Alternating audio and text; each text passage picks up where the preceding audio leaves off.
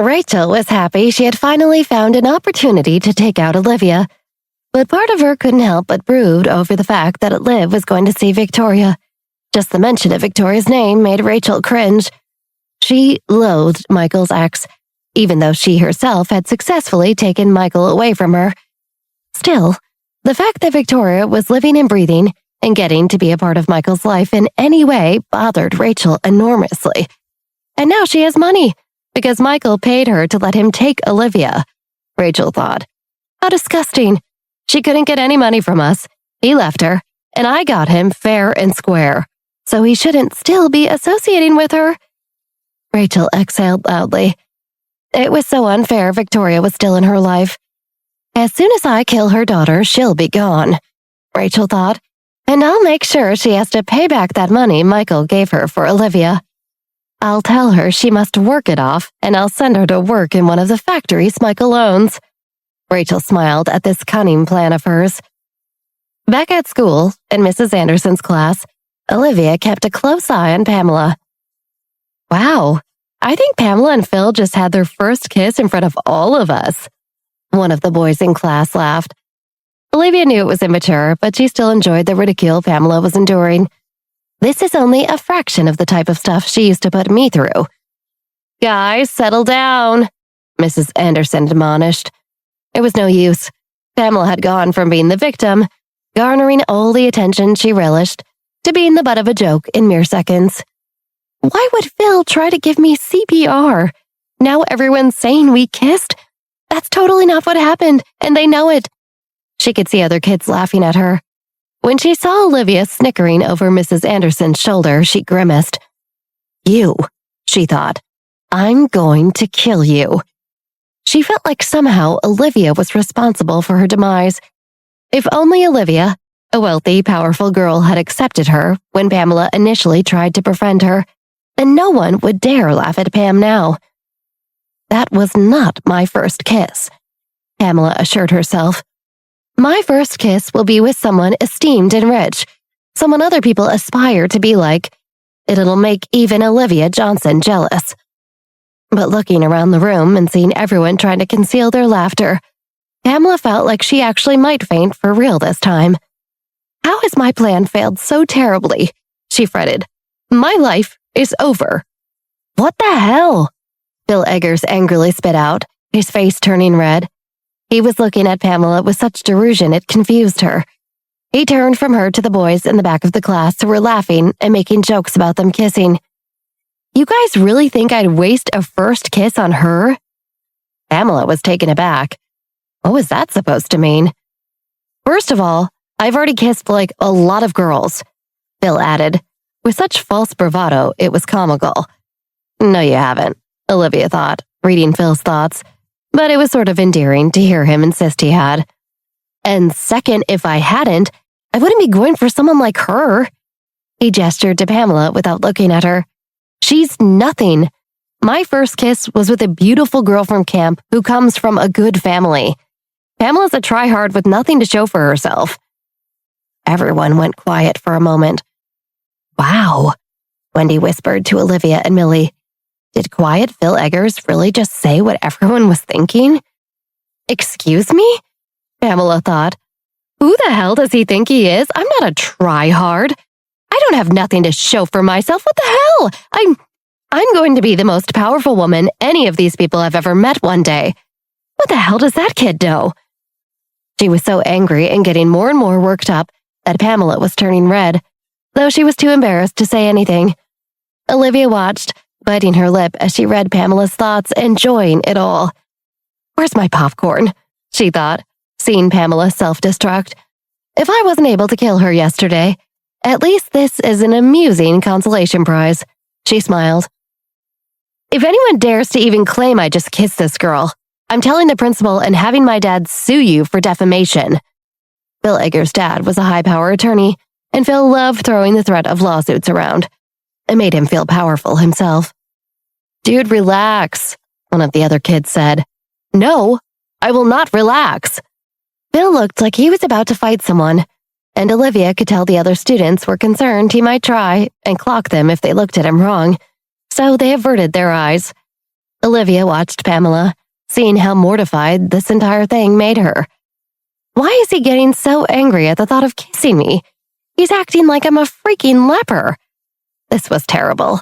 She had gone from sympathetic center of attention to the class laughing stock in minutes. It was like all her dignity and pride had been crushed. It's not fair. I just want people to care about me, she thought. Not for them to want to mock me. Am I going to be ruined at this school forever? Will I be a pariah? At the very thought of this, Pamela felt sick, and she lurched forward, gagging. Oh, God, she told the teacher. I think I'm going to be sick. Oh, dear, Mrs. Anderson replied, and under her orders, 2 students helped Pamela to the school nurse. After class, Olivia found herself walking the halls with a slight smile on her face. She looked forward to seeing Pamela's expression later, the sting of humiliating lingering. Because Pamela was so obsessed with how others viewed her, Olivia was sure this humiliation would follow Pamela for the rest of her days at Marshall High. Good, Olivia thought. Her appetite for revenge was partially satiated, at least for the moment. This will do for now. In the meantime, she would plan a way to get her rivals alone, and to pick each of them off one by one. Hey, you doing anything after school today? Wendy asked Olivia as she walked up beside her by their lockers. I just found out they canceled track practice for the next week because of everything that happened at the meet. So I was thinking about going to get some frozen yogurt or maybe go shopping. Olivia considered this. Ooh, I'll never say no to shopping, she smiled, trying to push all her memories and conflicted feelings from the track meet out of her mind. She couldn't focus on what happened yesterday. I'll do better going forward, she promised herself. I won't let the wrong people get hurt. I was going to see my mom tonight for dinner, but it's her birthday in 2 weeks, so maybe I'll come with you to get her an early gift to bring with me. Okay, and let me buy you some frozen yogurt? Wendy said quietly. I can't always let you treat me to things. Don't be silly, Olivia thought, though she read Wendy's mind and could see she was thinking of an interaction she'd had with her mother, Desiree, a few days ago. Wendy was remembering how Desiree asked how Olivia was adjusting to the new school, and how Wendy said, Good, I think. I don't know exactly how Liv's life in the new home is, but her father seems to treat her nicely and is quite generous in giving her money and making her feel welcome, I think. Oh, Wendy's mom had nodded and couldn't help but sigh. It's much better to have a man at home than to not. Life's just so hard when you're doing everything alone as a parent. Wendy frowned, thinking about the exchange now, and Olivia's brow furrowed as she listened in. She knew Wendy's mom worried about providing for Wendy as a single parent, perhaps even obsessed about it, and Olivia could tell that Wendy had to reassure her mom constantly that she herself would get into a good university and then get a good job so her mom could one day live a good life. Wendy then thought of her father, who had gambled a good portion of his fortune away before running off with the money and a secretary, leaving Wendy's mom to pick up the pieces. Olivia's heart broke for her friend. She could relate. She too had a mom who was hurt by her partner when he left for a mistress. But Olivia's fortunes had changed for the better, and Wendy hadn't been so lucky. At least, not yet. I'm going to make sure you are lucky in this life, Olivia thought, watching Wendy. I am going to make sure I help you in every way that I helped Pamela climb up through society's ranks in my last life. But at least you will be deserving and grateful. And when you achieve all your goals, you and your mom will be able to celebrate your success alongside me and my mom. Olivia smiled, warmed by the prospect. I insist, Wendy said. I'll get both you and Millie frozen yogurts. Olivia acquiesced, so her friend could feel great about contributing. All right, Olivia smiled, but I may get extra toppings. Oh, I'm definitely getting extra toppings, Wendy giggled. About 20 minutes later, Olivia, Wendy, and Millie entered a giant Sephora store on Broadway. Millie was telling the girls about a new song she'd just heard that morning she thought they might like, and as she tried to remember the lyrics, the other two laughed at her terrible singing voice.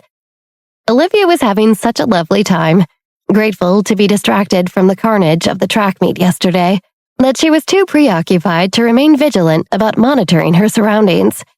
As she chatted and walked with her friends, she didn't even notice the man following her from a safe distance behind her. Xavier glided slowly along, blending in with the crowd. He wore gray slacks and a brown jacket, completely unassuming in the rush of Manhattanites making their way home after work and school. In fact, the only thing that even remotely stood out about Xavier as he walked was that he seemed particularly intent on one individual, Olivia Johnson. And every step Olivia took, every store she stepped into, every turn she made, Xavier was there, watching, stalking, waiting. Olivia and her friends shopped for nearly an hour before she found the perfect diamond and platinum gold necklace for her mom. It was Chanel, and it had a tiny star-shaped pendant along with a dainty V that hung from it, inlaid with 5 tiny diamonds. Olivia grinned when she spotted it. "My mom will love this. It's exquisite. And it's the last of its kind," the sales clerk said. "This is the final one we have available in stock, literally of all our stores." Millie nudged Olivia with her elbow. "It's meant to be then, huh?" "Guess so," Olivia smiled. "I'll take it." She took out her credit card and handed it over to the clerk. Wendy looked on, envious but also happy for her friend. One day, she thought, I want to present my mom with a gift like that. I can't wait to see her smile when I do. Don't worry, Olivia thought, listening in on her friend. I will see to it that you and your mom have so many good things and gifts and beauty in your future. I just have to keep things going in the right direction. Keep making inroads on all my goals, and we will all benefit. She wished she could tell her 2 best friends about everything she'd experienced. Her death at the hands of Pamela and her ex, the coming back to life, the powers. But Olivia knew how unbelievable it all seemed. Nobody would be able to wrap their heads around it. So she would just have to privately work her magic, until one day her power was undeniable. Part of doing my life over and living on my terms this time, she thought, is making sure my friends and loved ones thrive too.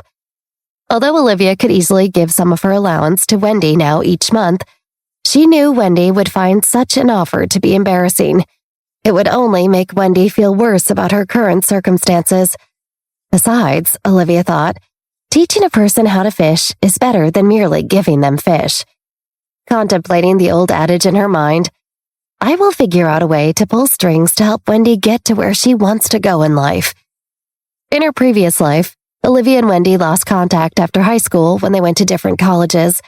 Now, though, Olivia would always maintain contact and be there for Wendy to make sure she succeeded. Thinking this, Olivia bit her lower lip and set a 3-year deadline for herself. 3 years. Only 3 years I'll help Wendy meet with connected people at the right Ivy Leagues and make sure she meets the right people to get set up with good summer internships and then good job offers within 3 years, so she has the connections she needs to excel, even if we ever do drift apart. She turned around and nodded resolutely. After picking out the necklace's specialized gift wrapping, Olivia smiled at the clerk and followed her 2 friends from the Chanel store. Shoot, I gotta get home, Millie said when an alarm on her Apple Watch started beeping. My SAT tutor is supposed to meet me in a half hour. I should head out too, Wendy said. I told my mom I'd help with dinner. Have fun with your mom tonight, Liv. Tell her we say hi. I will, Olivia smiled. She hugged her friends goodbye and watched as they disappeared down the sidewalk before heading down into the subway to head towards the edges of the city to see her mom, still too preoccupied to realize she was being followed. Olivia inhaled deeply as her train neared her old stop. Feels weird to be back, she thought. I've changed so much, and yet this all feels so familiar and brings up so many feelings. The old feelings of shame and inferiority she lived with constantly in her old life began to resurface, and Olivia swallowed them down. No, she told herself, you will not be ashamed of where you came from. You and your mom are dignified women, and you won't let the words or actions of others take that from you. Just because people made you feel less worthy in your last life doesn't mean they were right.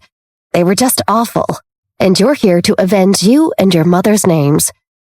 This little self-pep talk helped Olivia stand up taller, and as soon as the subway train came to a stop, she stood up. She held her head up high, smiled at a little girl who was also getting off at this stop, and stepped off the train onto the platform. I'm home, she thought, and I'm proud of where I come from. It makes me unique and gives me a perspective that allows me to be humble and grateful for everything I have now, unlike the spoiled brats I keep encountering like Pamela and Monica and Melanie and their minions. She turned and walked resolutely up the stairs onto the street above. Behind her, a figure exited the train a few cars back, unbeknownst to Liv. She walked along a busy thoroughfare for about a mile and a half, and then turned down a smaller street on her way to her mom's. It looks the exact same, she thought, but it's so different from where I live now. The kids I go to school would be terrified to find themselves in this neighborhood. This made her glimmer with a sort of pride, knowing she had more guts than most of the kids at Marshall High School combined. She turned into an alley and picked up her pace. At the end of this road, there was a dilapidated old building. She and her mother had lived there most of her life. Not too far from her, but not too close either, Xavier followed, careful to stay out of her line of sight. When he saw Olivia walk into the tiny, quiet alley alone, his eyes flashed with a touch of excitement. Last time I wasn't so lucky, he thought, remembering back to the mall. There were too many people around and too many variables, too many unknown factors. Now I have the benefit of darkness and of a quiet street with few apartments backing onto it, and the sound of traffic on the main boulevard to muffle any screams. He grinned, revealing a row of yellow, crooked teeth. Last time I was reprimanded by Rachel after I supposedly let Olivia get away, and laughed. This time, I'll make sure there's no doubt in anyone's mind whether I've done my job. I'll make it look like a robbery gone horribly wrong that ended in a poor schoolgirl's murder. Xavier couldn't help but smile wider. He imagined the local news that night covering the story. He could see a newscaster telling people that cops said it was the most gruesome murder they'd seen in years, possibly ever. He imagined Rachel smiling in delight as she watched along too, and then paying extra for his job well done. He eyed Olivia as he began to pick up speed, walking slightly faster now to gain some ground on her. She's so much smaller than me, he thought. Up close, she really does have such a slight build. It's almost unfair. If Xavier was a more empathetic man, he'd probably feel a bit of remorse for what he was about to do. But Xavier harbored no such feelings. From the time he was a child, he'd known what was wrong with him. He could remember his biological parents taking him to a local college's psychology department to run some tests. It was there that he took a few surveys and talked to men in white lab coats about his feelings and experiences as a kid. He remembered the diagnosis clearly still, clear as day. Your son is a sociopath, and possibly a psychopath as well, they informed his crying mother. But that doesn't mean he'll be violent. He could very well grow up to be normal. The doctors were far too optimistic, Xavier thought now. He could remember his mother growing more exasperated with each passing year, especially when his homicidal ideations kept bubbling to the surface. Why can't you just love me for who I am? He would think, as he plotted ways to kill his mother, frustrated when she would ignore him and focus on her other kids instead. When he tried to drown his little twin brothers, though, envious they were getting more attention than he was, Xavier was sent to an orphanage. At least now I get to do what I love, he thought gleefully, an excited glimmer in his eye. He had found his calling, and people like Rachel Johnson made it possible. So instead of feeling sorry for his next victim's size compared to his own, he studied her. I could grab her from behind, and she won't be able to stop me. I could probably even lift her, put an arm around her mouth and nose, and tell her to be quiet or I'll kill her. Hell, I could snap her neck all in one motion before she knew what was happening. He paused, contemplating the scenario, and shook his head. But then I wouldn't get to have any real fun. She had gotten away from him the first time, so he felt the need to teach her a bit of a lesson. Now that he was looking at Olivia from behind, he was more sure that she had been the girl making out with a guy in the mall's storage closet before. Clever girl, he thought, Maybe I should stick an ice pick through that little brain of yours, he chuckled to himself, to keep you from using it anymore. Xavier was only a few yards behind Olivia now. As he walked, he wondered, if that was her in the mall closet the other day, though, who was the man with her? After ruminating for a moment, he shrugged. Probably just some kid she paid off to come do her a favor. What hormonal teenager wouldn't say yes to that, especially if she paid him? Silly girl, she could have gotten that boy killed. But her mother did tell me she was frivolous with her family's money, and that's part of why she needs to go. He was only mere feet from her now, and he walked softer so his footsteps didn't alert Olivia to his looming presence. He unsheathed the fixed blade knife that hung on his belt loop. I'm really sorry, little Olivia Johnson, he thought, but you're dead this time. And if you want someone to blame, you can go ahead and blame yourself for not looking over your shoulder. At that exact moment, Olivia stopped dead in her tracks. Then, as if she heard something, she began to turn around and look directly in Xavier's direction.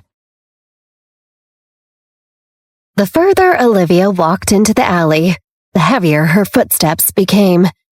Since coming to the Johnson family mansion, she had spoken with her mom less and less. Victoria's work schedule was pretty hectic in the few weeks before Michael's money cleared her bank account, and then Olivia had started getting more and more involved at school and preoccupied with her social life and studies, so they didn't interact as much. Besides, Olivia knew that part of the deal was that she was supposed to live with her dad's family, which meant interacting with her mom less and less. It's just temporary, though, she assured herself. Once I'm able to avenge her and to right the wrongs of my past, and once I'm able to get rid of Rachel and Monica, I'm going to bring my mom to live with me and my dad in the mansion. Olivia could see it clearly now, as if manifesting it. Olivia looked up towards her old building and wondered if her mother had already started looking at new places to live. Michael had given Victoria so much money she could afford to. Maybe she's just afraid the money won't last, Olivia figured, or that it'll be taken away. I don't blame her. Rachel stole my dad and his wealth away from my mom once. My mom's probably nervous it'll happen again, and she doesn't want to get too comfortable.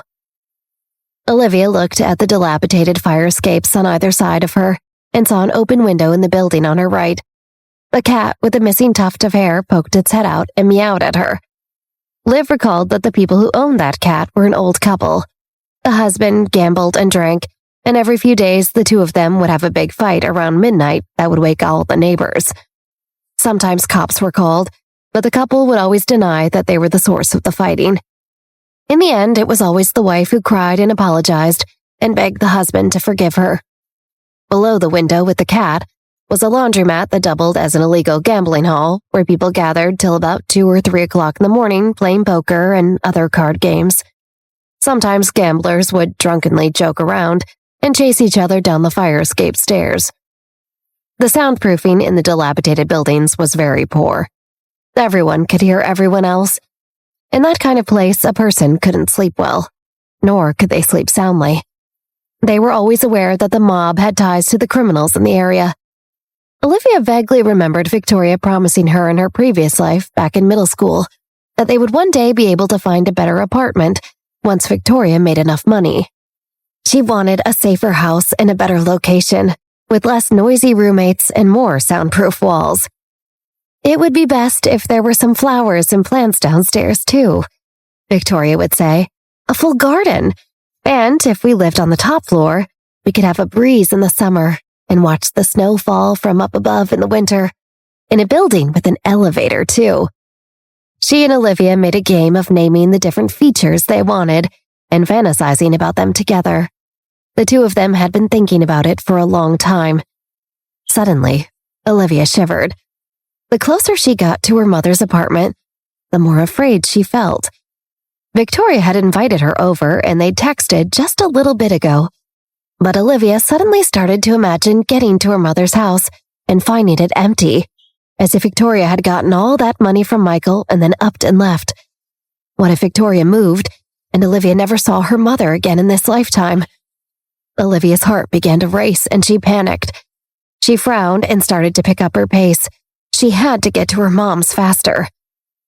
But just as she did, she suddenly heard a voice behind her. It was loud and booming, and it felt like it was intruding on her thoughts. "I'm really sorry, little Olivia Johnson," the voice said, "but you're dead this time." What the hell? She thought, before realizing she knew the voice. The hitman, she realized. Crap! Something about how loud he sounded in her mind, yet how his words reverberated, made Olivia realize she wasn't listening to him speak. She was hearing his thoughts, which meant he was very, very close by. "And if you want someone to blame," Xavier's thoughts continued, "you can go ahead and blame yourself for not looking over your shoulder." She turned around in the direction of the voice and found Xavier mere feet from her. He had already unsheathed his large dagger and was about to make a move when Olivia spotted him. Both of them froze when they locked eyes, stunned into silence for a moment. Then suddenly, Olivia took off running. Xavier didn't have time to think. He quickly took off after her. "It's now or never," he thought. "I can't lose her again this time." Olivia could see the entrance to the building she once lived in with her mom and picked up speed. "I can't go in there," she thought. "I can't accidentally lead him to my mother. What if he—" She wouldn't let herself even finish the thought. Instead, she turned down another alley and sprinted towards the bright lights of the larger boulevard up ahead. She was too terrified, stuck in fight-or-flight mode, to turn around and use her powers on Xavier. "Crap," she told herself. "I need to figure out how to be able to concentrate and use them on a moment's notice, even when I'm terrified or running for my life."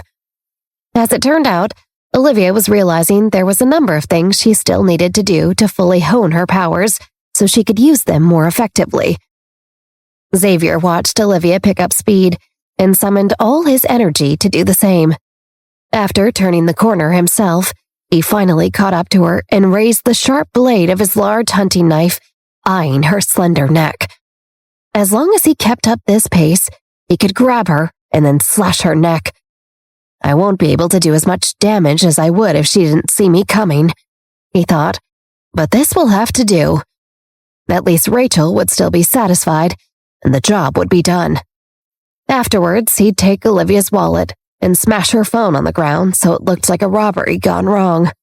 Just after rounding the corner, Xavier lunged forward to grab Olivia and pull her down by her hair so he could hold her steady while he plunged his knife through her throat. At the same time, a figure suddenly rushed out from the other side of the narrow alley, and in a sudden burst of force, Olivia went flying out of Xavier's grasp. The bag she carried holding her mom's necklace shot into the air and landed a dozen feet away. The world was spinning as Olivia fell heavily to the ground and rolled 4 or 5 times before stopping. She drew in a cold breath. Her head hurt, her shoulders hurt, and her ankle. Everything was in pain and her vision was blurred. Had Xavier knocked her over? Where was he? She thought she saw someone else. And now, as she tried to get her bearings, it seemed as though 2 people were coming to blows beside her. She thought she could hear the sound of fists hitting flesh, but she couldn't be sure. And she couldn't see anything but stackety dots everywhere, like she was looking at an old television set. Olivia felt around with her hands in a panic. She grasped for the wall, but couldn't decipher where in the alley she'd landed. After a few moments, Olivia's vision slowly returned, and she saw her killer walking towards her with a knife. She didn't have time to figure out what had just happened, or what the sounds she had heard were. Xavier was charging her, and though she thought she saw a human body slumped behind Xavier, she couldn't be sure. "No," she thought, scurrying backwards on her hands as fast as she could as Xavier came closer. She wanted to stand up, but didn't have the strength. She tried in vain to take long, deliberate breaths and slow her heart rate down, long enough to be able to think straight. "Come on," she told herself. "Just a few seconds. That's all she needed to summon her powers." But right now, she couldn't even think in full sentences, let alone concentrate on anything but her abject fear. Xavier was so close. She could smell the sweat dripping off his shirt. "Say goodbye to this world, little girl," Xavier whispered as he drew back his knife so he could thrust it into Olivia's heart. "It's now or never," Olivia told herself. And in that moment, she drew in a deep breath, looked at him, and thought of nothing but the rage she felt towards this large, menacing man. She let her animalistic reflex to survive take over so she could fight off her predator. And after a few seconds, Olivia felt that familiar, vengeful tingling sensation rising up in her stomach and along her spine. Now, she thought, her eyes moving to the knife. Xavier was mere inches from her face, and he was already thrashing his knife down towards her, when suddenly, Olivia saw something move in the corner of her eye. It was a figure that had been laying so lifeless on the ground when Olivia regained her vision that she hadn't even registered it as a human. But suddenly, it was like the human had been reanimated, because it stood, rushed out from the shadows, and knocked down Xavier in one immediate deft motion. The mysterious figure in Xavier fell to the ground with a bang and landed in a tangle. Olivia watched in shocked silence. Who was this person? Why were they coming to her aid? Was it a neighbor who thought they were thwarting a robber? It was too dark to get a good look at them in their black joggers, with their face obscured in shadows. Olivia focused instead on Xavier, who tried to deal blow after blow to the mysterious figure. Olivia tried to focus only on Xavier, so she could use her power, but then she stopped herself. No.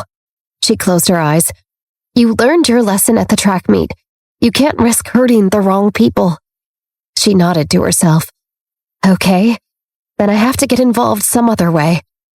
She steeled herself, then prepared to shout Xavier's name, to serve as a distraction and call him away from her mysterious savior. Maybe this would spare the Good Samaritan, and then Olivia could run down the alley, get Xavier alone, and do away with him herself. Xavier howled out just as Olivia thought this, interrupting her plan. His howl was followed by a brief grunting sound, and then the sound of gurgling.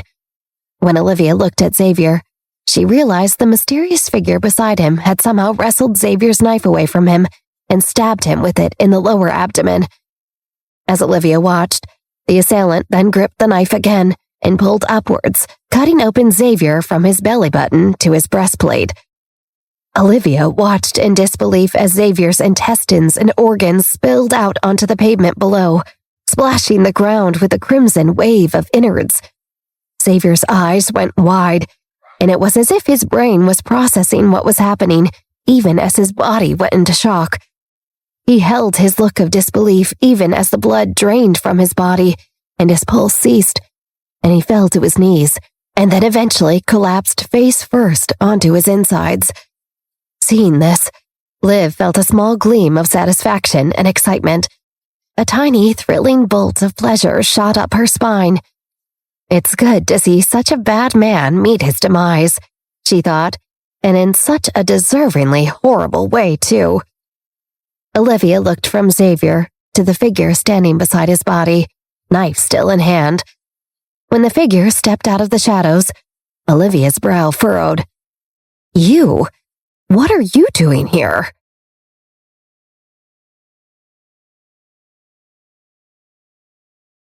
Olivia was stunned. Chris Jones? Why was he here? How was he here? Chris just smirked as he dropped the knife to the ground. His chest was rising and falling as he tried to catch his breath. We have to stop running into each other like this, he deadpanned. Olivia shook her head. Wait, no, she stammered. She didn't get it.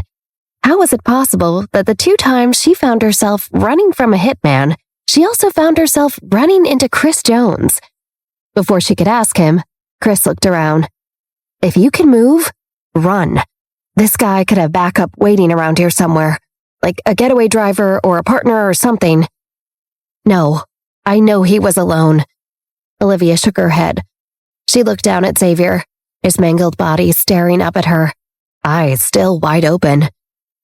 How do you know that for sure? Chris challenged. Olivia didn't want to admit that she could read Xavier's thoughts and knew he was here alone, so she was quiet. Chris nodded. You don't, he said. Come on, let's move. It's not safe here. The sound of distant sirens prompted Olivia to nod and follow Chris as he sprinted from the alley. She quickly picked up the box holding her mom's necklace, tucked it into her jacket pocket, and ran after him. It was only once they were around the corner and about 2 blocks away that she realized her heart was still racing, and she felt like she was in a dreamlike state. I'm in shock, she thought, realizing every inch of her body seemed to be vibrating. As the adrenaline that was rushing through her seemed to subside slightly, she began feeling an acute throbbing in her ankle, and she started limping. Ow, ow, ow, she winced, coming to a stop. My ankle is injured. She wanted to keep running, to completely escape that horrible scene she'd just found herself in, but she couldn't keep going. She also had a terrible headache, and her shoulder felt like it had been sliced by a knife. She looked up at Chris Jones and suddenly asked, Was that you who ran into me back there? She sounded somewhat accusatory, but more so just curious. Back when Xavier originally lunged at me with his knife, it felt like someone tackled me to the ground and it knocked the wind out of me. But I lost my vision and I didn't know what was going on. Oh yeah, I didn't mean to bulldoze you to the ground like that, Chris explained. I saw what was happening, and I'd already been sprinting so quickly to catch up. And when I rounded the corner, you were right there and I didn't have time to stop or slow down, but hey, I think it saved you, right? He reached out and pulled her into him, and she wasn't sure what he was doing until he suddenly heaved her over his shoulder. Come on, I'll carry you. We should get out of here. Unless you want to stick around and get hauled to a police station to give statements for the next week just because some robber got what was coming to him. Olivia thought for a moment. No, she decided. She didn't want to be connected with Xavier's death. She wanted to be as far from it as possible. She had plenty of other things she wanted to accomplish in redoing her past life, and this would only complicate her life and slow it down. She let Chris pick her up and carry her through the winding alleyways as they got further and further away from Xavier's body. My mom, though, she thought. Luckily, the front of Victoria's building didn't look out onto the alley, and only a small portion of the building did, so Victoria would never have to see the gruesome scene 7 stories below. I'll go see her later, Olivia thought. I need to find out why Chris was here first. Chris heaved as he carried Olivia on his back, but he was strong, and she felt his muscles under his sweatshirt. Just as she opened her mouth to thank him, she heard him say, Well, good news is, if there are more guys like the one who was just after you, at least you'll be my human shield to block any bullets if they shoot at us. Olivia tensed up, and Chris smirked. I'm just joking, he quickly said. Okay, bad timing. I get it. I may be a little tasteless. I was just trying to lighten the mood. This was his way, she remembered. Chris got through challenges and traumatic incidents with a dark sense of humor, apparently. Olivia exhaled. She wished she could give Chris a hard slap. What was wrong with him? While carrying Olivia, Chris couldn't run fast, but he looked left, then right, every time he came to an intersection of tiny alleyways, and then stealthily moved in the shadows, not knowing whether other people might be on their trail. His face was gravely serious, and Olivia could smell the stress sweat pooling in Chris's shirt. But he didn't leave me behind, she thought, grateful. Chris, meanwhile, shuttled through the various corridors, until finally he saw a bright cobalt blue, custom-colored Porsche parked a couple 100 yards away on a side street. A man in casual black slacks, a black shirt, and a black bomber jacket, leaning on the car nervously, waved at him. Mr. Jones, please hurry up. The man beside the sports car was clearly scared being in this area this late at night. Olivia was used to that. People with money rarely came to her old neighborhood, but given what Chris Jones had just witnessed, she didn't really blame him.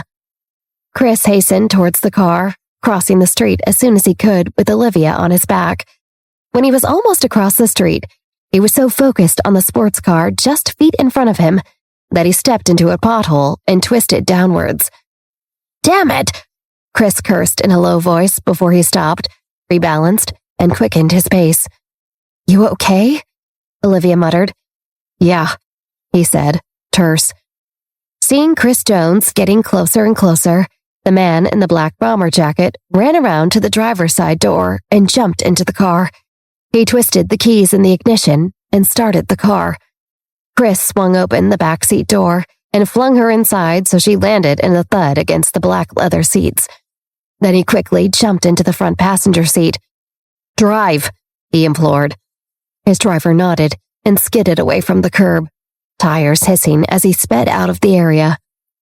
Sitting down now, Olivia winced in pain. She could practically feel bruises forming everywhere along the left side of her body from where she had been tackled to the ground. The dull pain prompted her to suck in a deep breath of cold air. Still, she was grateful for Chris Jones. Olivia struggled to sit up straight, when suddenly she heard Chris say, "No, lie down. You don't know if anyone's following us." He's so paranoid, she thought, before stopping herself. Well, I suppose it makes sense. He doesn't know Xavier was working alone. I guess I don't know either for sure. So maybe he's just looking out for me. There better not be anyone following me, the driver muttered and quickly changed gears. If we're in another chase and this car's damaged, I'm gonna be pissed. He turned his wheel suddenly so his tires screeched as he made a hard right onto a perpendicular street. Then he floored it as they took off in a new direction. In the back seat, Olivia rolled to the other side of the car before stopping herself. She quickly put on her seatbelt. Ouch! Liv winced. She took another deep breath to try and ease the pain. What an unreal experience, she thought. She'd had enough of it. Glancing over his shoulder as they reached a congested area of traffic, Chris Jones finally said, "I think we're in the clear. I don't think anyone's following us." "Phew," the driver said. He smiled slightly, as though very satisfied with his deft driving skills. "Well, luckily my racing skills are still up to par, aren't they?" Chris Jones broke into a small smile and rolled his eyes, and the tension between his brows eased up a bit. "Yes, you did a good job, Dean."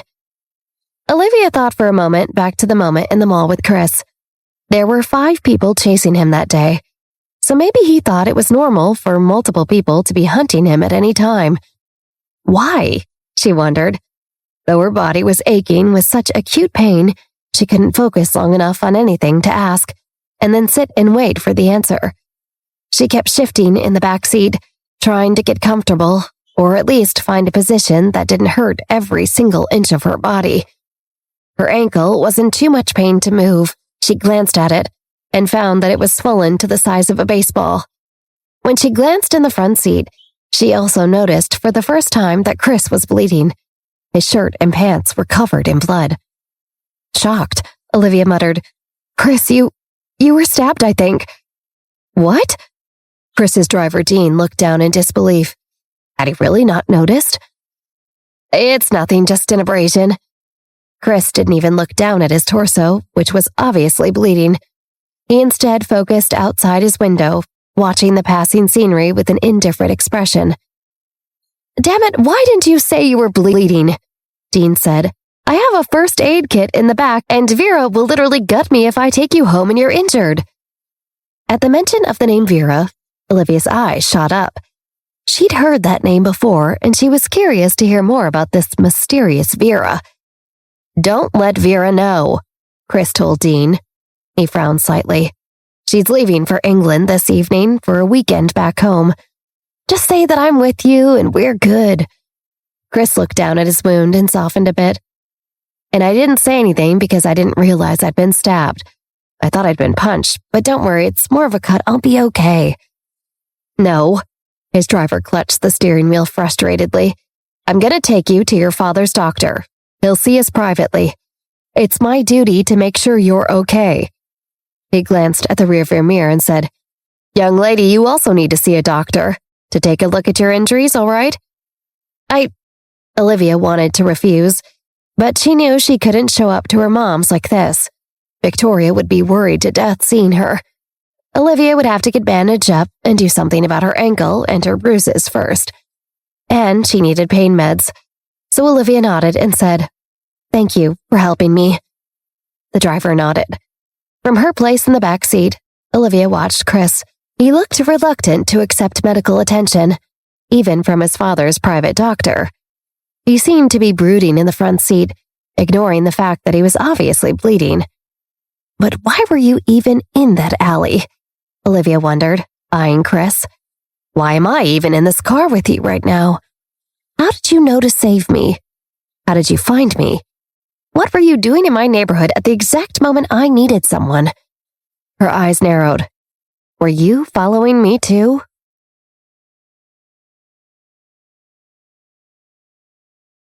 Before Olivia could question Chris aloud, his driver pulled up to a large, imposing building covered in gunmetal gray reflective glass.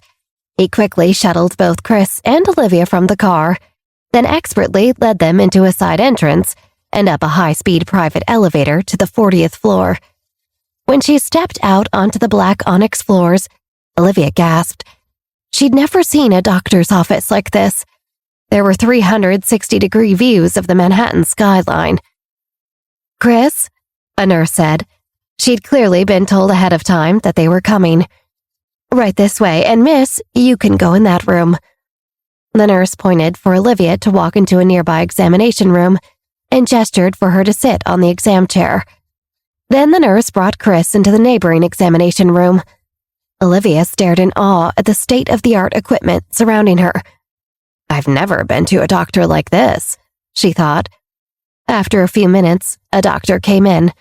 He looked like he'd been called in unexpectedly while enjoying dinner, because he was dressed formally in a suit and tie.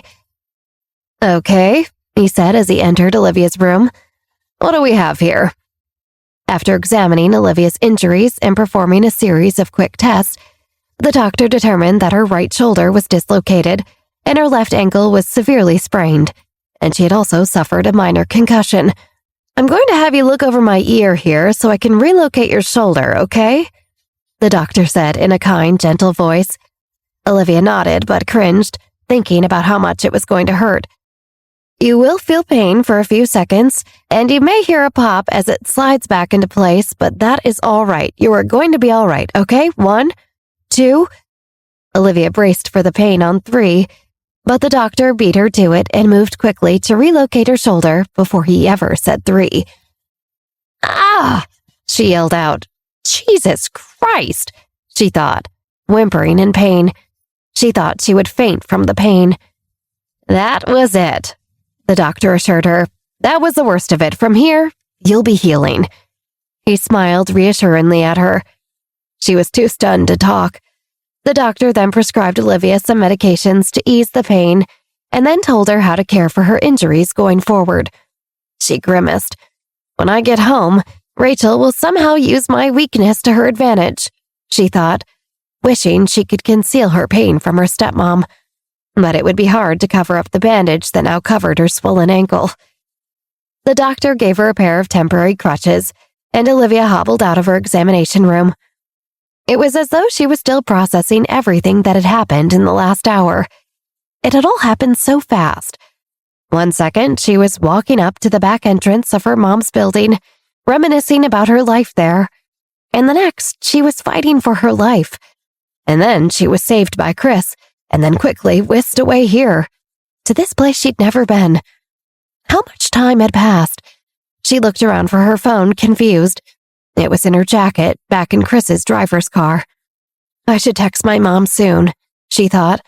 I was going to surprise her by showing up early before, but now she's probably been expecting me for at least a few minutes. Hey, Chris said softly, exiting his exam room. He wore a new shirt and a bandage around his torso. Had the doctor brought a change of clothes with him when he rushed in from wherever he was enjoying dinner? Olivia didn't know. Rich families have private doctors on call like this all the time, she supposed, so anything's possible. I haven't had to use my dad's yet, but if I did, I bet it would resemble a concierge service similar to how this one feels. How are you doing? Chris asked her, sitting beside her as his driver took care of the billing with one of the nurses. Olivia shot him an exhausted glance and cocked her eyebrow. Yes, she said, gesturing to her growing bruises. He smirked. You've never been better? Guess again. She rolled her eyes. It was hitting her now just how exhausted she felt. The last hour had completely sapped her of energy, mentally and physically. She felt like she could sleep for 100 years if given the opportunity right now. At that moment, the elevator dinged and the doors opened, revealing a woman in a red dress. She stepped into the corridor in front of Olivia. The bright crimson color stood in stark contrast to the onyx walls and floors surrounding them. All eyes immediately clung to the woman. Olivia, too, found her gaze fixed on her. The mysterious woman's long, wavy hair was perfectly styled, and her face was otherworldly and enchanting. Her exquisite makeup had a bewitching charm. What a beautiful woman, Olivia thought, and so out of place here. The woman's pair of phoenix eyes had a trace of anxiety in them. "Vera?" Chris Jones said when he locked eyes with the woman in the red dress. So this is Vera, Olivia thought, but I don't think it was this. She's gorgeous and statuesque, and she looks like a model. I'd assume she just worked for Chris's family or something, but she's much more alluring than I'd realized. "Did she do this to you?" Vera's red lips trembled slightly, and her eyes widened as she looked at Chris. Is she talking about me like I'm not right here? Olivia thought. Or is she talking about someone else entirely? Vera approached Chris, brow furrowing as she examined the cuts on his hands. He had gotten them fighting Xavier for the knife. "Aren't you going to England tonight?" Chris asked. He obviously wanted to change the subject. "Yeah, I was on my way to the airport." Vera gritted her teeth and replied, "I called you and found that your phone was turned off. Then I called Sven, who said Dean was driving you today. So I looked at the GPS tracker we have on Dean's car." Chris rolled his eyes. "Of course, my dad and stepmom have trackers on the entire fleet of our drivers' cars," he thought as Olivia watched on. "Such a controlling couple." "I saw you were here at the doctor, and given what time it is, I knew that something must be wrong." Vera did not give Chris the chance to change the topic. "So answer my question, did she do this to you?" At this, Olivia looked away, embarrassed. She could feel her cheeks glowing. "Don't be so agitated," Chris said. "I'm looking out for you." Vera clenched her jaw. Vera stepped closer to Chris and spoke very quietly and harshly, but Olivia could still hear her words. "She basically condemned my mother and your mother to death, and now she wants to hurt my aunt's only son? Why shouldn't I be agitated?" Olivia stood stunned. So Vera wasn't speaking about her. She was talking about someone else, but who? Ashley Jones? Chris's stepmom? And Vera wasn't just an older sister or assistant or some sort of guardian for Chris. She was his cousin.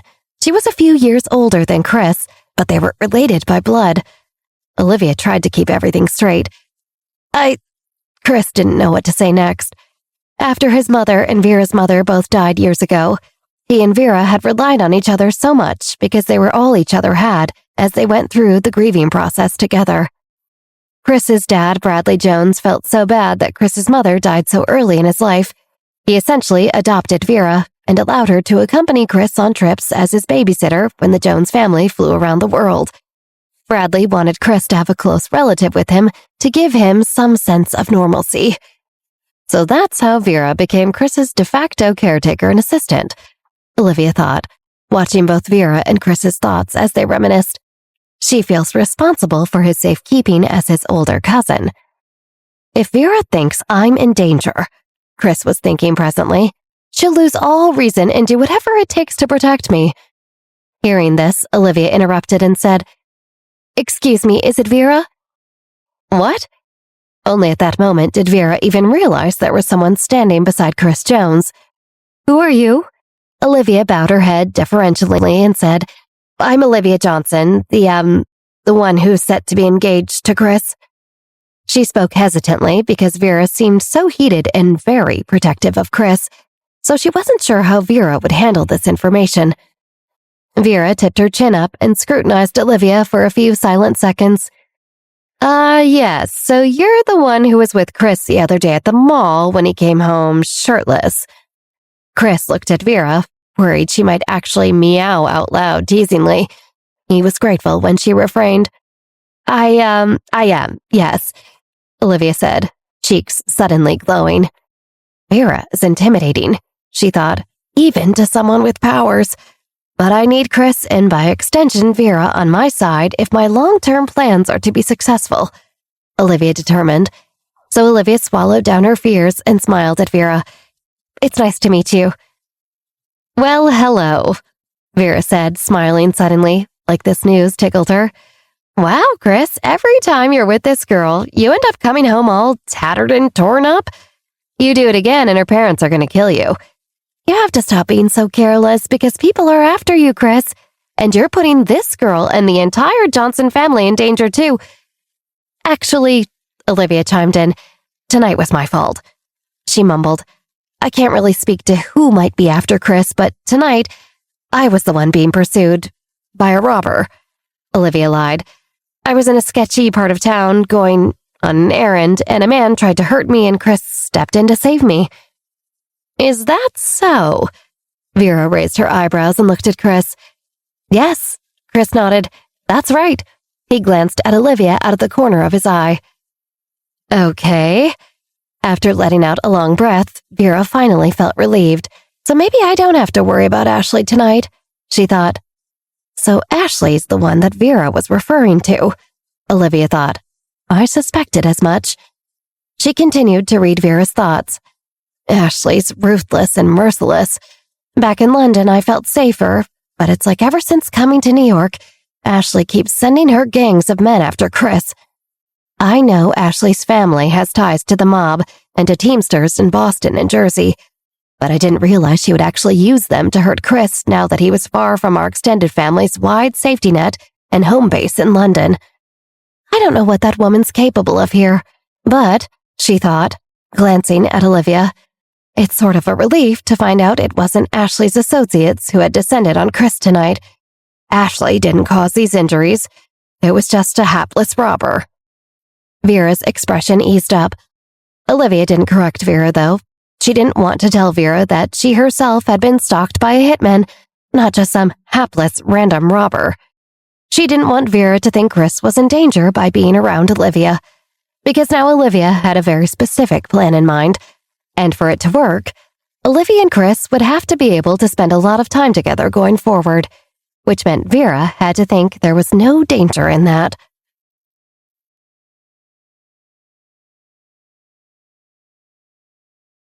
Your injuries aren't exactly little scratches, Vera commented, looking up and down at Olivia's body. She frowned slightly. That robber really messed you up. Are you going to be okay? Do you want me to escort you home and speak to your family to assure them we've covered your medical care? That won't be necessary, Olivia assured her with a polite smile. I will be all right. I think it's mostly just going to be an adjustment walking alone at night for a while. Well, Vera said, looking at Chris, maybe he can help you with that. Maybe, Olivia thought, although he did throw me to the ground. She shot Chris a playful glance. For her new plan to work, Olivia had to have a friendly, close relationship with him, and that meant integrating herself with the kind of playful, teasing banter she suspected he liked. You may have actually done more damage than my assailant, she teased. I didn't throw you to the ground, he defended. I ran into you because I was sprinting over to see if you were okay, and I didn't expect you to be directly around the corner. He shot her back a teasing look and cocked an eyebrow. But you're lucky I showed up when I did, because if I hadn't tackled you like a linebacker, that guy would have gone all 80s slasher movie on you, and you'd be dead right now. So, maybe you should be thanking me. Trust me, I'd know.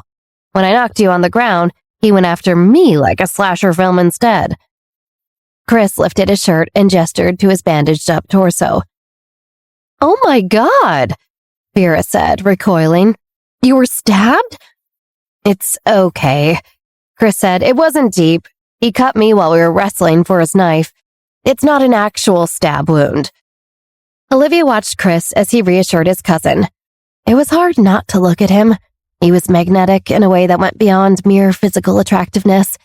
He had an undeniable confidence about him. Well, Vera said, checking her watch, if you're both okay and you promise you're going to get her home safe, then I've got a plane to catch. You watch yourself while I'm gone, Vera said. I'll just be gone for this wedding, then I'll be back. Olivia could see from reading her thoughts that Vera was excited to go be a bridesmaid in a friend from home's wedding in the English countryside, but that she worried about leaving Chris alone for even a weekend. He gets into all sorts of trouble, she thought, conflicted. It's like he can't help himself. It's like he finds it. Vera hugged Chris goodbye and gave him some final advice about keeping safe and flying under the radar while she was out of town, and then floated gracefully toward the elevators. Her flowing dress disappeared inside as soon as the door slid open, and then she was gone. So that's your cousin? Olivia said. That's my cousin. Chris nodded. They sat alone in the little waiting area while Chris's driver chatted up the nurses. It was quiet between them for a few moments until Olivia said, You know, you and I are sort of similar. We have a lot more in common than I realized. Oh? Chris raised an eyebrow. Your dad's wife causes trouble for you, getting her associates to chase you around town. Olivia watched as Chris thought, How do you know that? Did Vera say that aloud just now to me? Everything had been a blur since the fight in the alley, and Chris couldn't be sure what Vera and he had talked about in front of Olivia, but clearly they had been a tad less reserved than they normally were. Normally, he didn't discuss his family within earshot of another person. I guess I am supposed to be engaged to this girl, though, he reasoned, so I should probably find out sooner rather than later whether I can trust her with confidential information like this anyway. He scrutinized Olivia's face. Can you be trusted, Olivia Johnson? He thought. As if on cue, she continued speaking. My father's wife has a problem with me, too. That man who was chasing after me in the alley? That wasn't random. That was the same guy who was looking for me in the mall the other day. Rachel paid him to try and hurt me. Olivia watched Chris's eyebrows shoot up in surprise. But the really insane thing in all this? It's the fact that you and I ran into each other twice now, under these circumstances, when at least one of us was running from something. So either we are always being hunted, or this is fate, right? Chris shrugged. I don't know, it seems kind of likely we're always being hunted, he deadpanned. I mean, if your mom has a guy trailing you, then anywhere you run into me, he'll be there too. He paused. Well, before he got killed, that is. You know what I meant, Olivia said. It's very rare to find someone like us in this world. Someone who has people in their own family plotting against them. And it's rarer still for us to find each other. It is fate, she thought. I'm supposed to meet you in this life. We're supposed to help each other. I know it. I'm being rewarded for living my life on my terms this time. I'm being given an ally who will understand me and make me stronger, and who I will make stronger in return. She felt it, deep in her gut. Chris eyed her dubiously, considering her words. He couldn't deny the circumstances of their uncanny encounter in the mall. But this time, it hadn't been so random. Actually, Chris cleared his throat. Tonight I was driving through the area because well, you must know I was playing cards with my driver.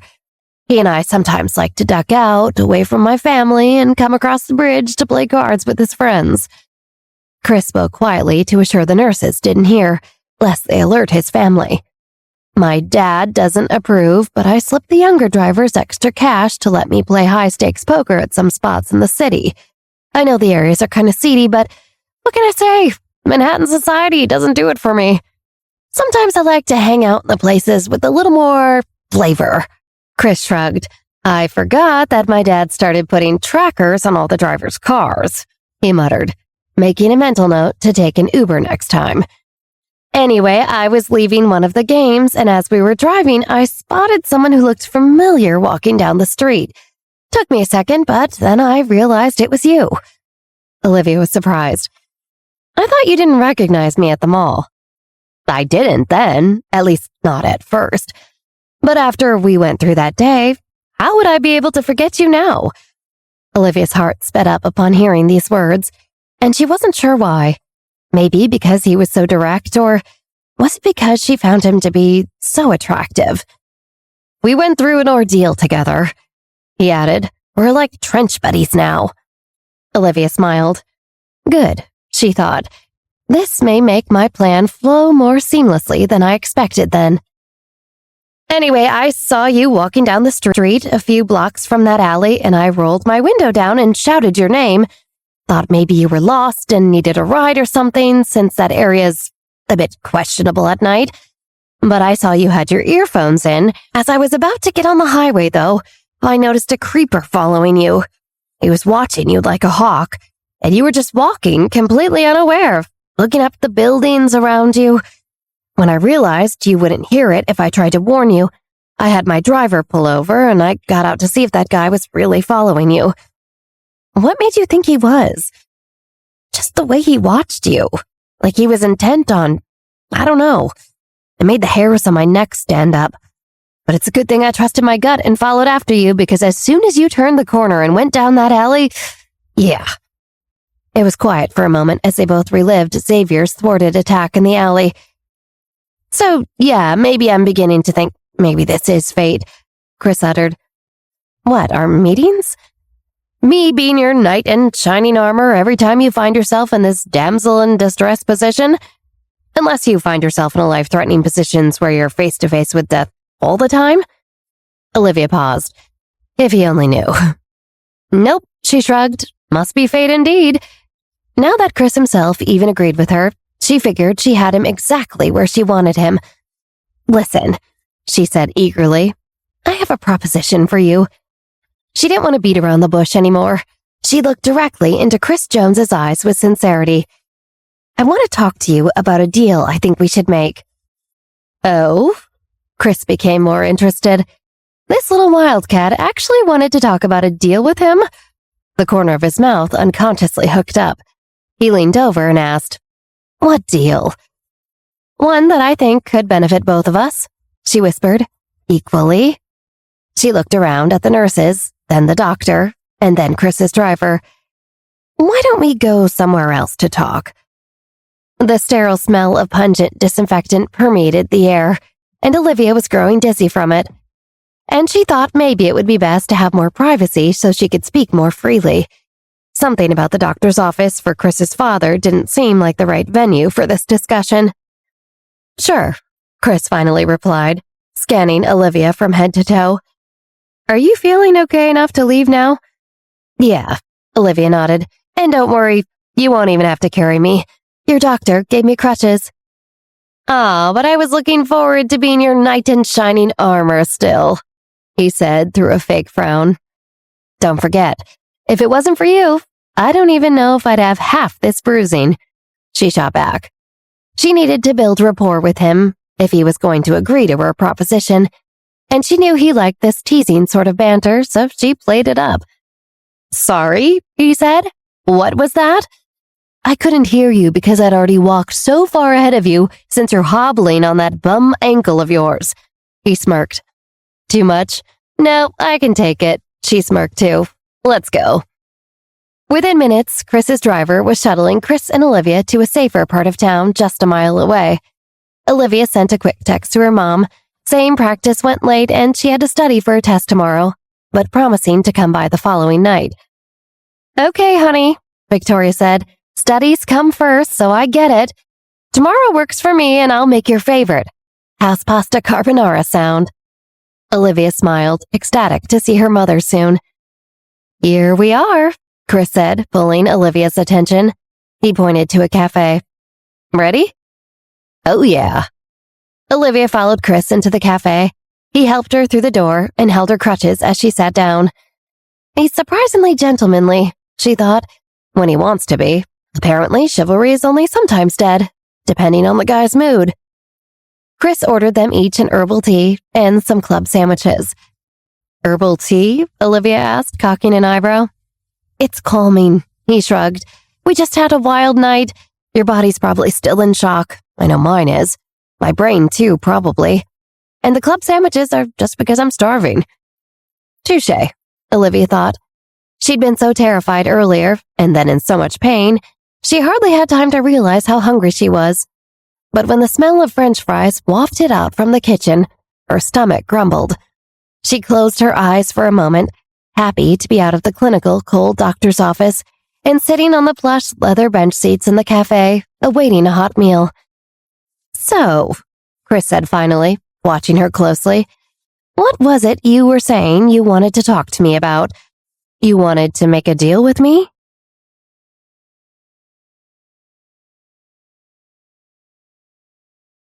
"Are you a poker player?" Chris asked quickly before Olivia could even respond to his first question.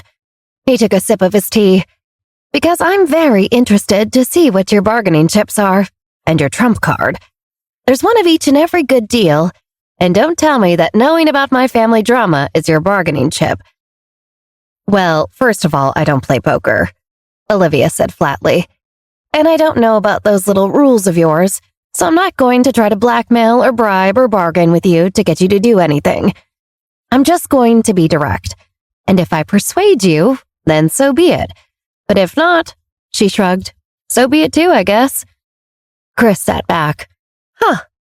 What a novel approach. Open, direct communication? Very unsocialite of you. All the Manhattan Society girls love engaging in subterfuge and backstabbing, and little deals and alliances behind each other's backs as they all climb up the social ladder. But your approach is different, to say the least. I like it. He nodded. Go on. First of all, I want us to agree that neither of us will break off the engagement for at least 5 years. She looked at Chris. Ideally, we give it 7 years, but I'm willing to agree to 5 years, with the understanding that we will renegotiate whether we want to remain engaged for another year, every year thereafter. So you want like a 5-year lease that turns into month to month afterwards? Chris smirked. But for an engagement? 5 years, and then it turns to a year-to-year agreement. She shrugged. Olivia needed Chris Jones' name to protect her. People wouldn't dare cross her if she was associated with him. Or at least, they would have more trouble coming after her. She needed a good shield. I don't need you to do anything for me. I only want your name, Chris. She came right out and said it. So, Chris's mouth was still flat, but his eyebrows perked up. You want to use me? The reason why transactions are called transactions is to make use of each other's needs. Olivia could tell Chris's guard was coming up now, unsure exactly what she was doing. He was wealthy and very wary of being used by others for gain. But Olivia was not in a hurry. She would sit here and explain everything to him until he could be persuaded to see her point. So she just picked up her tea and took a sip. Miss Johnson, do you think you are worth being used by me? Chris looked at her with a playful look in his eyes. I mean, is this even a fair deal for me? Really? What's in it for me at all? Olivia didn't falter. From what I understand, you're constantly looking over your shoulder right now. Olivia took another long, measured sip from her cup of tea. Your stepmother, Ashley, seems to want to make things difficult for you here. Olivia read Chris's mind as he thought, You have no idea. The quicker she finds a way to injure or kill me here, the better off she is. First, she convinced my dad to have me come move here and finish high school in the States, away from my family in London, so they can't keep an eye on me and protect me there. Now she keeps trying to use my hobbies against me. Hobbies, Olivia thought. She understood this to mean Chris's predilection for playing poker and gallivanting around, using his fake ID to get into clubs and late-night raves. It's probably easy for Ashley to use her mob connections to help take care of Chris. People wouldn't think it was a stretch if they discovered Chris had been beat up by some nefarious underground gangster over a gambling debt, or during a fight in a club late at night. Olivia nodded, understanding now. And if you go back to London in one piece at the end of high school or college, or whenever it is that your family would want you to come back to join the family business, you'll be a hindrance to her, Olivia said. Is that right? Chris nodded. Who says I even want to go back? He asked. I like it here. People tend to like my half-American, half-British accent, and they think I'm charming. And Americans are sort of outlandish and brash and a little too extra, but in a way that amuses me. Britain's is far too stuffy for my taste. Here, you can find a poker room or club willing to look the other way easily. There, not so much. So you like it here? Olivia said. Good, she thought. I can use that to my advantage.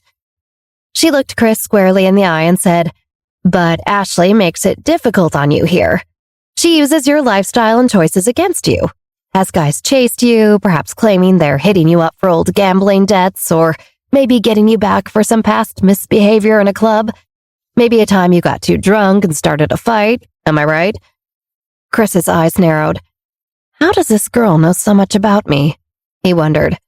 She was so insightful, able to glean so much from the tiniest comments. It's like she's looking right into my soul and reading me back to myself.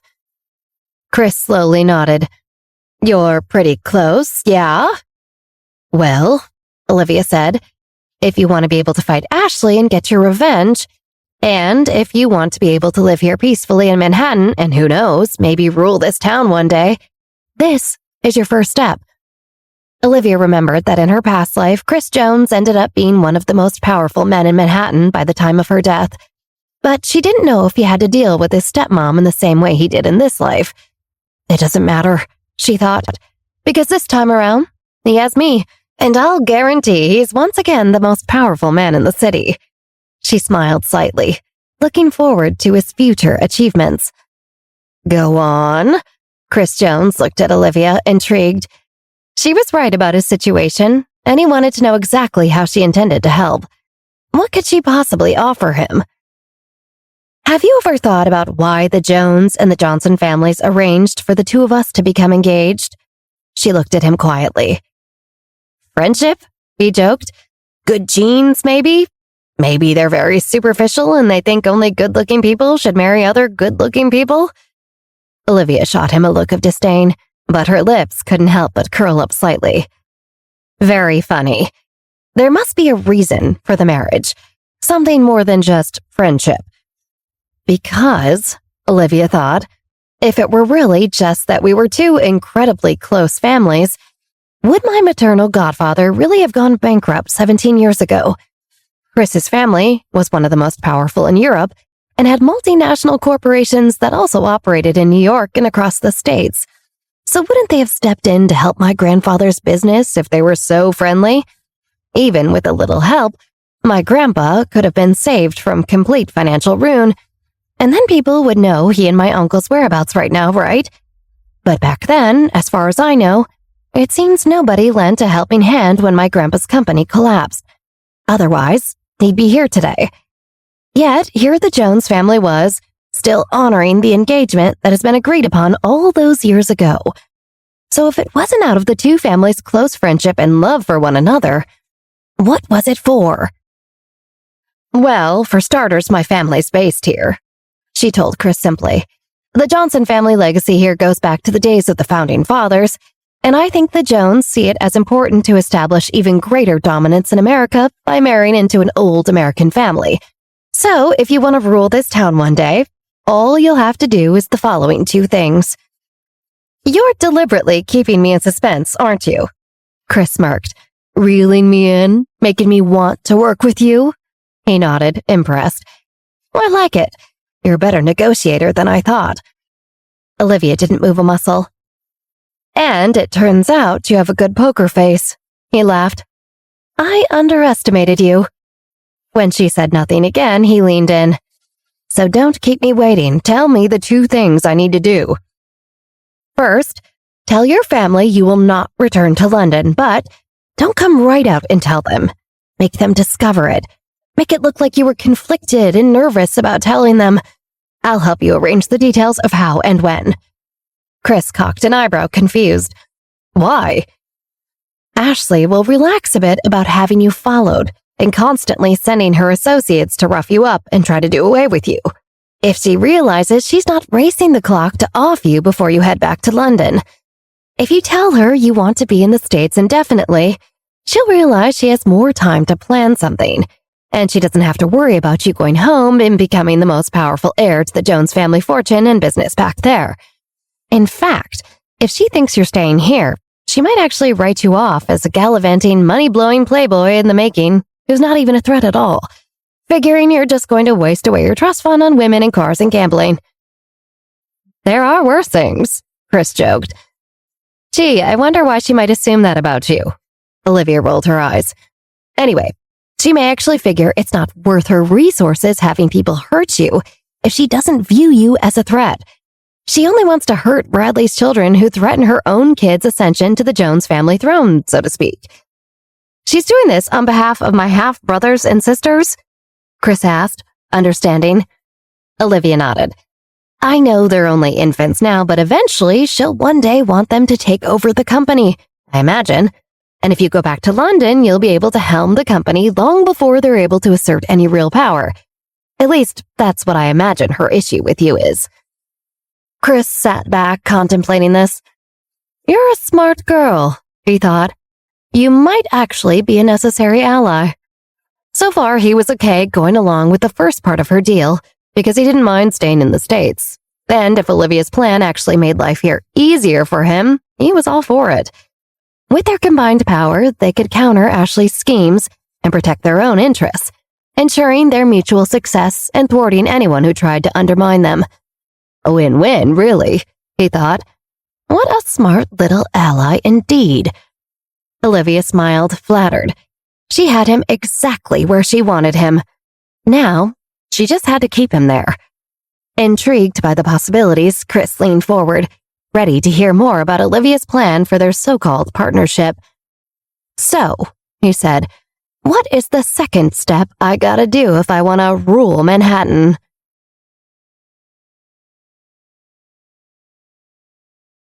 Olivia pursed her lips and hesitated.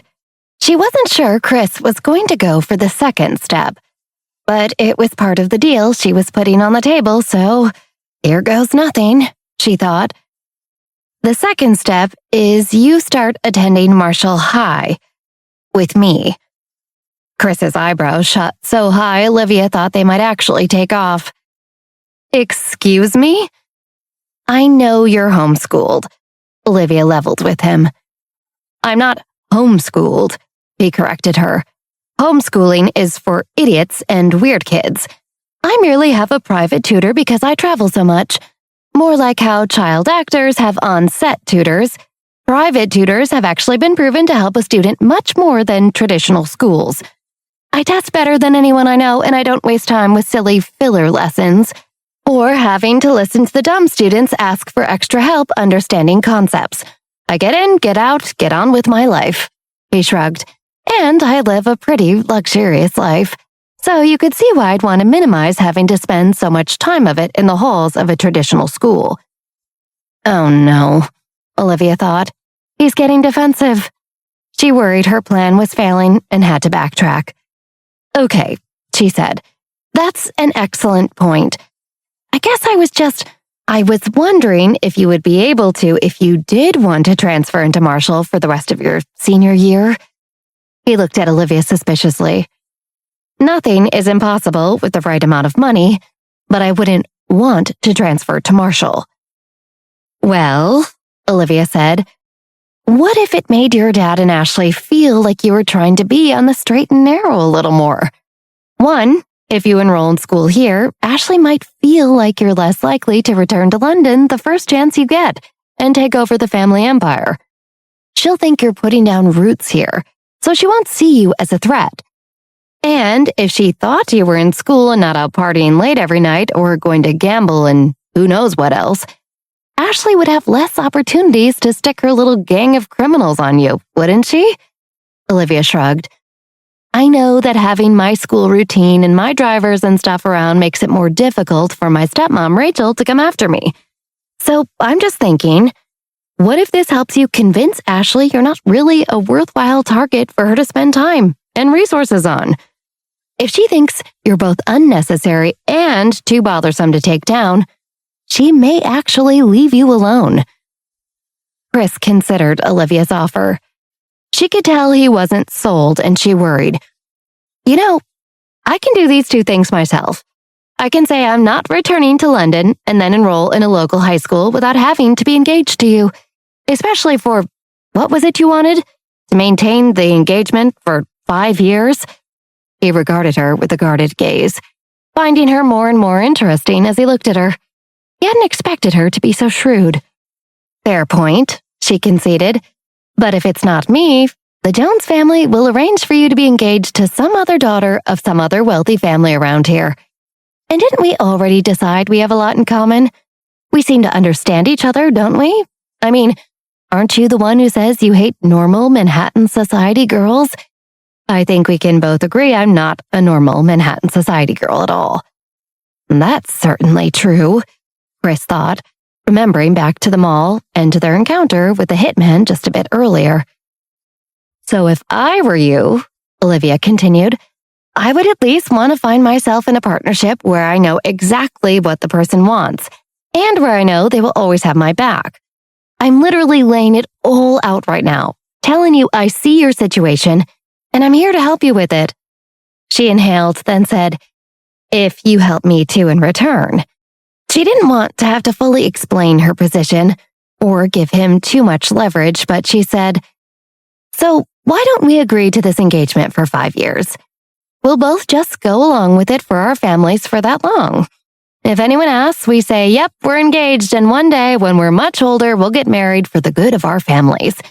Right now, we're just letting things develop and taking things slow, though. Think about it, Chris. I'm 17, a junior in high school. In 5 years, I'll be a senior in college. You'll be 1 year out of college. I will only be 22 and you'll be 23. No one will force us to marry in 5 years. But if we like where we are in our lives and we want to move on after 5 years, you can immediately cancel the engagement. Or we renegotiate to stay together for another year.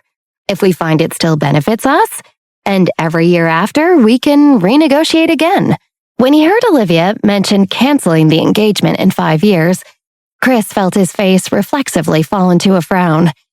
There was a trace of displeasure in his eyes. Odd, Olivia thought. Is he upset at the prospect of ending the engagement, or that I'm asking him to keep it going for so long? Assuming it was the latter, Olivia repeated calmly, I'm only asking for 5 years.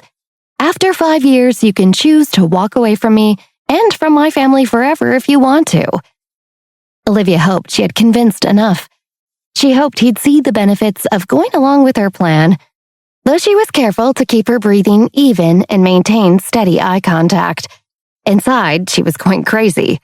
Please, she thought, please agree to this. I need you. Olivia knew that if she had Chris by her side for the next few years, it would be harder for people like Monica or Melanie, or Beatrix Cooper, or even Pamela to sully her reputation. Because going up against the Jones family was an incredibly unwise move. The Johnsons had power and influence, sure, but not like the Jones family did. With Chris's connections, Olivia would gain entrance into every nook and cranny of elite society. If she wanted to, she could meet the presidents, or have the ear of any business tycoon in the world. She would essentially be all-powerful, and her rivals would shrink in fear.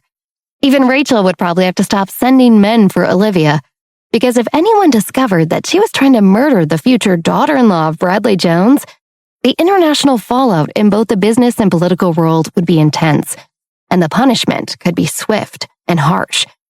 Of course, that didn't mean Rachel would stop trying to hurt Olivia, but it couldn't hurt to try. Olivia smiled to herself, imagining her possible future successes if only Chris would agree to this deal of hers. If he did, she would feel like she could breathe and feel secure enough to form a foundation over the next 5 years that would allow her to thrive and live for the rest of her life. I can reinstall my mother as a fixture of the social scene too, she thought, and I can use Chris's connections to help me have the pick of the litter when it comes to which Ivy League I want to go to. And I can talk to his family's hedge fund manager friends to invest in any possible business ideas I may have. And I can have him use his name to get me into any social function that my name might not be able to get me into. And I can do the same with him. My family can help him with access his family may not already have. And we can help my friends further their goals too. She stopped herself from smiling, though, when she realized he hadn't agreed to anything yet. He sat, contemplating the deal. Olivia watched him, reading his thoughts. She has several good points, he thought, about getting Ashley off my back, But do I want to agree to a 5-year engagement with her? I don't like commitments or contracts. Staying in one place for too long made Chris itch with boredom. It was a side effect of the jet-set lifestyle his dad had accidentally weaned him on as a child after his mom passed away. You can still go wherever you'd like, Olivia said, hoping this could persuade him. I wouldn't tether you to me, and this doesn't have to be romantic. Just a mutually beneficial partnership for an agreed-upon amount of time. She exhaled. I'm not clingy, just ambitious.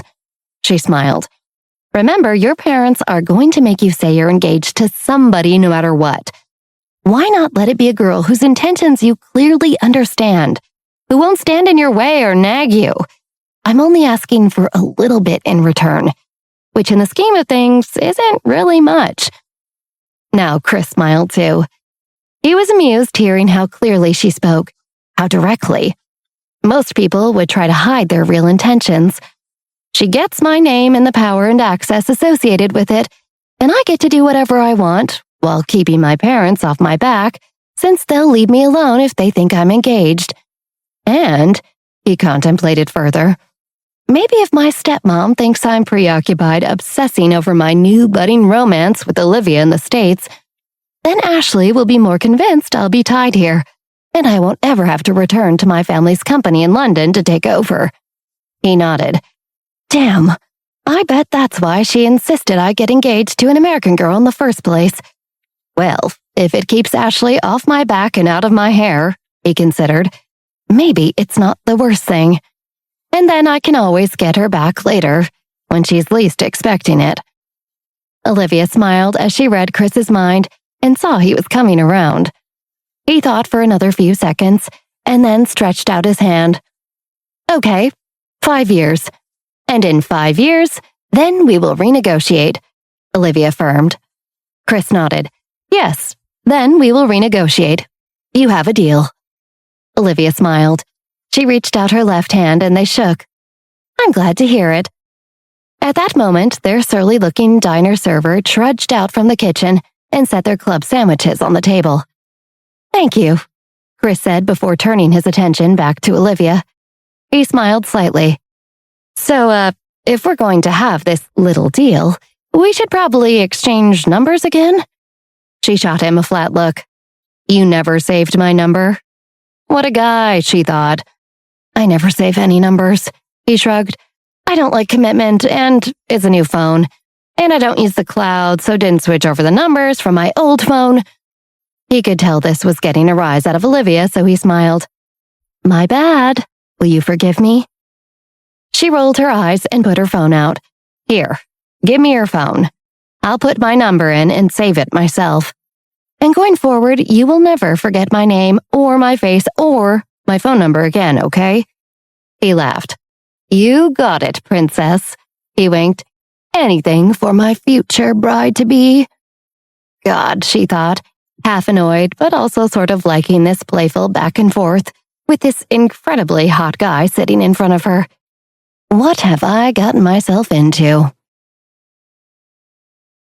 After they exchanged phone numbers again, scarfed down their food, and paid their bill, Olivia looked at Chris. There was an awkward lull because it was dawning on Olivia that although they'd gone through so much together, and they'd agreed to help each other, the truth was they barely knew each other. She was about to open her mouth and suggest, maybe we could, I don't know, go out together one night? Not a date, but she was interrupted when Chris's phone buzzed. It's Vera, he said. Said she got on the plane safely. He looked at the time on his phone screen. Shoot, it's late. I should get you back home. You have traditional school in the morning, and I wouldn't want you to oversleep. They get mad about things like tardiness, don't they? Olivia smiled. Hey, don't knock traditional school until you try it. Chris rolled his eyes. My driver's outside. We should go.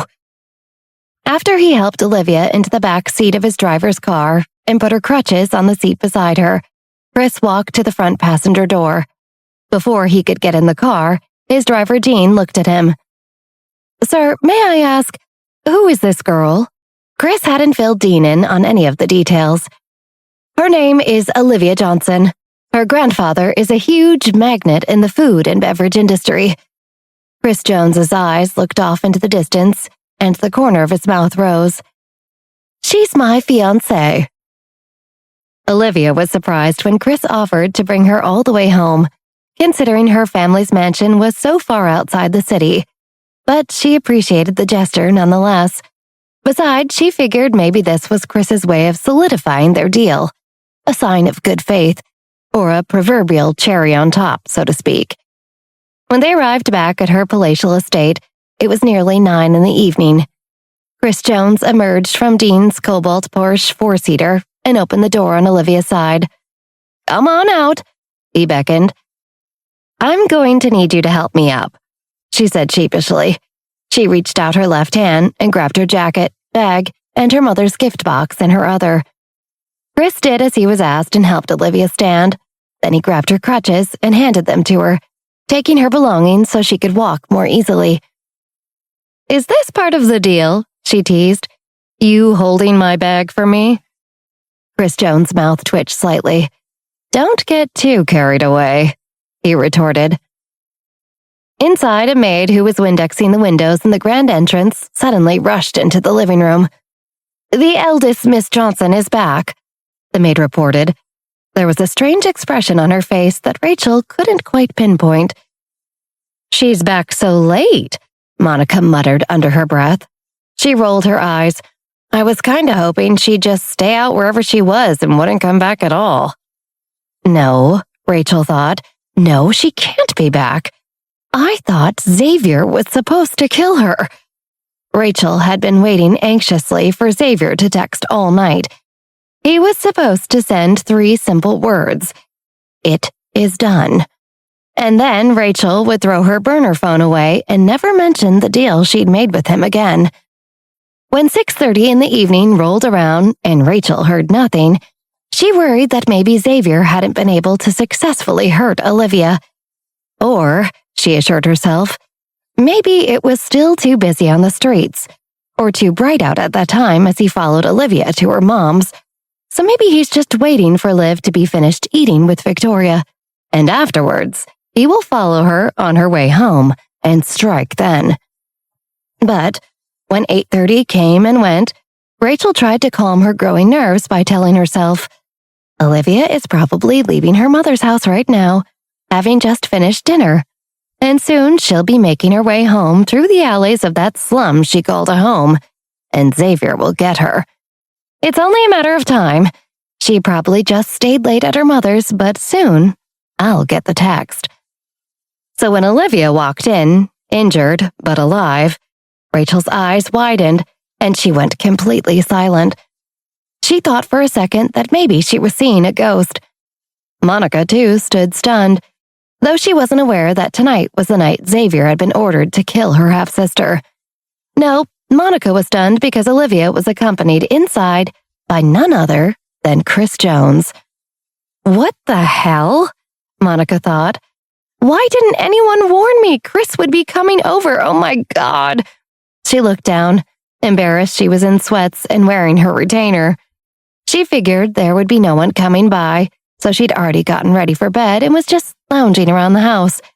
She even had acne cream on. And what is he doing carrying Olivia's bag for her? Like he actually likes her? What the hell is happening? Monica was silently freaking out as she tried to obscure her face, so Chris couldn't see the acne cream. Her face turned red as she tried to stifle her anger, since her mom said she was no longer allowed to have any outbursts. Reading Monica's mind prompted Olivia to smile. Looks like my new deal with Chris is already paying off, she thought. My little partnership with him is going to drive Monica insane. Good. She deserves to lose her mind. Serves her right. Olivia, oh my God, Michael uttered. He himself was a bit taken aback as well. He had just returned home from his business trip, and his daughter looked like she'd been in a horrific accident. She had bruises all over her arms, and she hobbled on her crutches. What happened to you? Michael walked forward to greet his daughter. Is everything all right? He examined his daughter more closely, then looked at Chris, who had dark bruises forming on his neck and arms too. There were tiny bandages on Chris's hands as well. "I thought you were going to your mother's for dinner." Michael frowned, then looked at Chris. How did you two, what happened?" Michael was so distraught he couldn't complete a full thought. Why was his daughter with Chris? Michael's father, Jack, stood behind him and shot Chris a disapproving look for standing too close to Olivia with his hand on the small of her back, making sure she was steady. "Kids today," Jack thought. "They get too comfortable canoodling together." Rachel got up and pretended to be anxious. "Oh, you poor thing, what happened to you guys?" She couldn't reveal how disappointed she was that Olivia did not die earlier, so she flung her arms around Olivia and began holding her face in her palms. "You sweet girl, what happened?" So this is the woman who tried to have Olivia killed, Chris thought as he watched Rachel. He had met her at the party, but seeing her now, he had a whole new understanding of who she was. Olivia read his thoughts and nodded at him knowingly as if to say, "Yep, this is her, in the flesh." "Would you help me to that chair, Chris?" Olivia said softly before pointing to a nearby chair. He was almost shocked by how sweet and innocent her voice sounded. It was nothing like the assertive, ambitious girl who had propositioned him with a deal earlier. After placing her on a large, stately burgundy chair nearby, Olivia looked over at Jack and said, "Grandpa, you are back." "Yep," Jack said, as talkative as ever. Suddenly, Olivia's dog Polly ran into the room with one of the maids. She barked once as she ran up to Olivia. "Sorry," the maid said. "It's like she could sense you were here and she barked at me until I let her out. I thought she wanted to go for a walk outside, but she ran straight to you." Olivia crouched slowly, wincing as she did, so she could pet her dog. "Who's this?" Chris looked at the husky and asked. "This is Polly," Olivia said, "my guard dog." She said the last few words with a pointed stare directed at Rachel. "Olivia," Rachel said suddenly in a voice that was far more stern than she usually used in front of Michael. "I asked you what happened. Can't you see we're worried sick over here looking at you? Unless—" She looked at Chris, eyes narrowing. "Were the two of you in some sort of trouble and you're afraid to tell us?" Maybe I can use this to my advantage, Rachel thought, thinking quickly.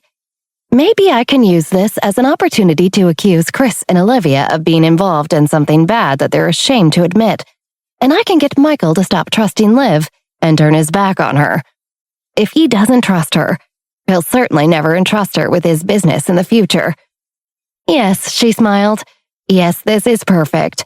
Well, not as good as her being killed, but for now, it'll have to do. Olivia looked at Rachel and Monica with an indifferent expression while listening to Rachel's scheming thoughts. But before she could speak, Chris stepped forward and pointedly asked Rachel, "Sorry, ma'am, are you insinuating that I'm trouble?" Chris looked around. "Because I thought our families regarded each other in high esteem, but wow, from the sound of it, maybe you don't think very highly of me." Hell yes, Chris, Olivia thought, grateful to see him step in so quickly to call Rachel out. This is exactly why I knew it would be good to align myself with him. He's not afraid, like me. He may even be a perfect match for me. No, that is not what I meant, Rachel quickly refuted. Shit, she thought. Oh no, have I just ruined the agreement between our families? In front of Michael, too. She was normally so much more suave and adept than this. Young Master Chris, you misunderstood. Rachel stammered for a few moments, then adopted a helpless look. Our Olivia didn't have much supervision growing up, so it is inevitable that she perhaps learned a few bad habits as a child. And she is so new to Manhattan society that I think sometimes she may get carried away. And so I didn't know if she had found herself in trouble, and you maybe had to come to her rescue. Then backtracking further, for fear of putting her foot in her mouth, Rachel said, But I think as long as Olivia takes etiquette classes and learns the rules of society, she will definitely become a qualified lady of a big family like yours. Rachel misspoke. Michael stepped in and said, "She did not mean to insinuate that either you or Olivia are trouble. She's tired." He looked at his wife, a glint of disappointment in his eye. "You're tired, aren't you?" Rachel looked down, embarrassed and contrite, and nodded. Olivia had to stop herself from smiling. Wow, she thought, Rachel's just made an absolute fool of herself. Michael turned from his wife to Olivia, and his face softened. Gently, he said, "Now, tell me exactly what happened. How did you end up limping in crutches covered in bruises?" Olivia could see Rachel trembling in fear over Michael's shoulder. "Yes, Olivia, what happened?" Monica faked a concerned, obedient look as she eyed Olivia. Olivia had a feeling that if she heard Monica or Rachel continue to speak, she might vomit. She couldn't stomach the idea that they tried to have her killed, and they were pretending now to be concerned. She shook her head and said, "Can someone please pour me a cup of water?" The maid nodded and went to pour water. Olivia gave Chris a look, and he understood. He opened Olivia's leather backpack and took out some anti-inflammatory medication. Then he handed it to her. Olivia made sure to take it as everyone watched silently, playing up how hurt she was by wincing. "Olivia, what is going on?" Michael was increasingly anxious. Olivia was still fine when he left town, and now she was taking medicine and in crutches. Was it unsafe to leave her alone? "It's really nothing." Olivia looked at Chris. "Chris, thank you for taking care of me and bringing me to the doctor. If you hadn't been there, I could have died." She was intentionally being mysterious so her father would want to know more. When she finally revealed what had happened, he would be in shock, and he'd never let it go. "When I recover, I will prepare a gift and pay you a visit, Chris." "You don't need to repay me. Your health is a gift in itself." The smile in Chris's eyes became deeper. What a clever girl, he thought. She said she was fine, but her words clearly point to the fact that she's injured. Olivia turned her head and looked at her father with a cautious furrow of the brow. "Dad, I think you're going to want to sit down first, before I tell you what happened. And don't panic, okay? I need you to remember I'm all right." This terrified Michael, but he didn't show it. "Go ahead," he said calmly, trying to breathe deeply to moderate his heart rate. He sat back on the chair and looked at his daughter. "What happened?" "A man followed me on the way to visit my mother earlier this evening," Olivia said softly, as if hesitant. She spoke like she was nervous. The news might give her father a heart attack. I think he was trying to rob me. He had a knife and he took it out, and he started coming towards me. He lunged at me and I was injured. But Chris had spotted me on the street, and he thought he saw a creepy guy following me, so he came to intervene. And he saved me when my attacker tried to hurt me." She looked at Chris, recalling everything that had happened earlier. She smiled gratefully at him. "He brought me to see his doctor, and he made sure I was okay. And he brought me back home. He saved me. If he wasn't there..." Olivia's eyes welled up. She wasn't even putting on a show for her family to elicit sympathy, or to make Rachel terrified of what might happen if Michael found out she was behind this. Olivia just felt so indebted to Chris, and so thankful for him that she started crying. The severity and intensity of what she had gone through was finally hitting her. "What? You had a man following you?" Michael was shocked. Chris Jones interrupted. "If I'm being honest, sir, it didn't just look random either. It didn't seem like some robber had just found a girl to follow in order to pickpocket her. It seemed targeted. He was stalking her like prey. That's what made me scared. I followed her to warn her after I saw him." Michael's brow furrowed. Olivia had just come to live with him. Was somebody following her because she was his daughter? Who would want to harm his daughter or take her life? When he heard this, Jack's eyes narrowed. Is somebody trying to hurt me by going after my granddaughter? Were they going to try to ransom her or kill her? When she heard Chris mention that Olivia was intentionally targeted, Rachel shivered. Crap, she fretted. Olivia will be able to identify Xavier, and he could potentially be traced back to me. Rachel went through a checklist in her mind. I need to toss my burner phone that I communicated with him on, and I need to make sure nobody can trace the car to the abandoned building I met him in. I hope he never wrote down any of my personal information. She shook her head. He should have killed her, even if it cost him his life. Chris, could it be that you misunderstood? Rachel asked. Could it have just been a robbery? Yes, maybe it was just a robbery gone wrong, Monica piped in, knowing her mother had hired an assassin. As soon as she realized the man had failed to kill her sister, her limbs started to tremble slightly. Did he get away? Rachel asked. She needed to know if Xavier was still alive. If so, Olivia could help cops find him, and Michael would surely offer to pay him handsomely and arrange for a plea deal if Xavier agreed to turn on whoever hired him to hurt Olivia. But if Xavier had died, it'd be easier for Rachel to push the theory that it was just a robbery gone wrong, because he wouldn't be alive to spill her secrets. Auntie Rachel, you are so strange, aren't you? Olivia smiled, and her gaze was filled with playfulness. Why would you be so convinced Chris misunderstood the situation? He was there, not you, unless... Do you have some knowledge of the situation that we don't? Rachel revealed an awkward smile, and her palms began to soak with sweat. No, not at all, she backtracked. No, I was just saying, I guess I was only thinking about how we have no enemies. I thought that if there really was an assassin, he wouldn't come for you of all families. I'm really sorry. I suppose I was just trying to make everyone feel comfortable and not feel like we're targets of some kind. That's why I asked if the attacker got away. I want to make sure he can't come back to hurt you, you see, that's all. Olivia knew such words could be used to clear any suspicion around Rachel.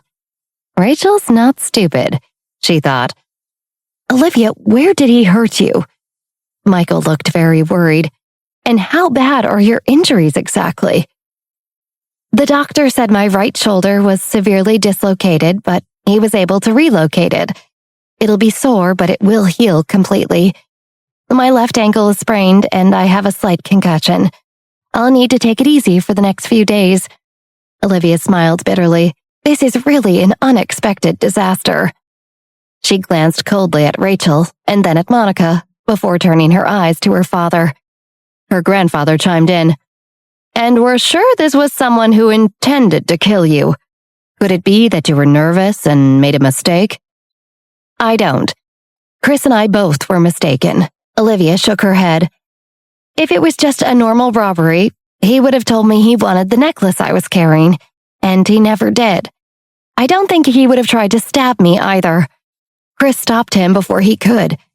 Olivia paused for a moment and said, If it was for the sake of money or a ransom, he would have tried to kidnap me. He wouldn't have tried to hurt me, because I'd be useless as a bargaining tool if I were dead if he was trying to extort money from you, right? She has a point. Jack's eyes became darker as he contemplated his granddaughter's words. Then, his eyes flashed with a touch of sinister anger. I will handle this matter fully. There is no need to go to the police or bother with official reports. We know how long formal investigations take.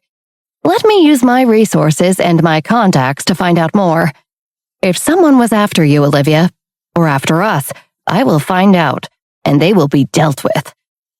Rachel and Monica's expressions both changed for a split second, and seeing the change in his daughter-in-law and granddaughter's faces, Jack's eyes narrowed, but he said nothing. I need to cover my tracks, Rachel thought as Olivia watched on. Olivia couldn't be happier. This is what Rachel deserved for trying to kill her. I hope my mom didn't have something to do with this particular incident, Monica thought wishfully. I don't want my mom getting caught up in this mess. I hope it really was just random, and some guy was just following Olivia because she was flaunting her nice things. Since she's so new to wealth, she has no idea how to act in public. Serves her right. All right then, Michael said upon hearing his father speak. It's getting late, Chris. Somebody should see you out. But I want to thank you from the bottom of my heart for helping my daughter tonight. I am uncertain how I could ever repay you, but I will think of a way in the coming days." "You needn't do anything, sir," Chris bowed. "I'm just glad Liv is okay." "Liv," Olivia thought. "He's calling me by my nickname. Like we're close." She blushed a little, surprised to find out how much she actually liked that. "I have to stop trying to hurt her," Rachel thought suddenly, pulling Olivia's attention. Liv turned her head and read Rachel's thoughts. "I have to pause for a bit, especially while Jack investigates Xavier. I can't be associated with him. Shit, I need to be absolutely kind, absolutely still. Nobody can suspect a thing or I'll be out on the street without a penny to my name. And then what will happen to Monica and her future as well?" Rachel was freaking out silently behind her calm exterior. "You're lucky you have so much Botox," Olivia thought, smirking. "Otherwise, everyone would see how terrified you are now." Olivia looked from Rachel to Monica and then back again. "This is turning out so well," she beamed. "Poor little Rachel shaking in her boots, and it's just a matter of time before I expose her.